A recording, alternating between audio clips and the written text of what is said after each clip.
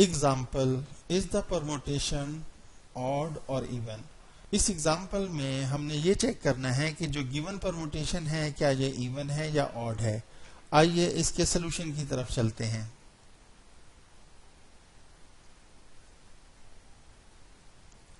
جو given permutation ہے وہ سائیکلک پرموٹیشن کے پروڈکٹ کی فارم میں لکھی ہوئی ہے.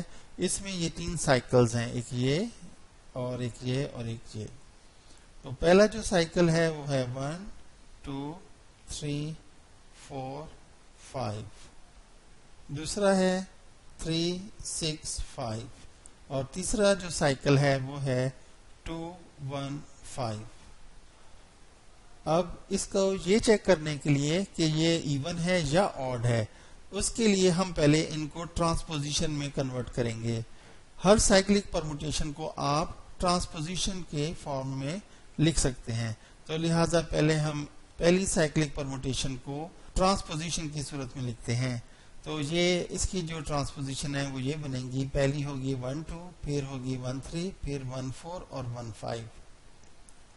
1 2 1 3 1 4 اور 1 5. یہ جو دوسرا سائیکل ہے اس میں 2 ٹرانسپوزیشن بنے گی، ایک 3 6 اور 3 5. یہ تیسرا سائیکل ہے یا سائیکلک پرموٹیشن ہے، اس میں 2 ٹرانسپوزیشن بنے گی، ایک 2 1 کے ساتھ اور ایک 2 5 کے ساتھ.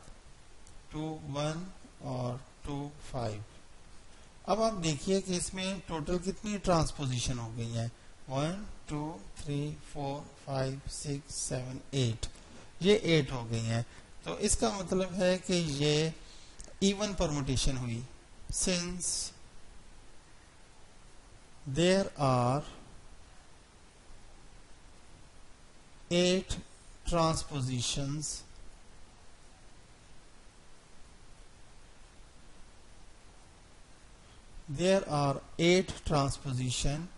so the permutation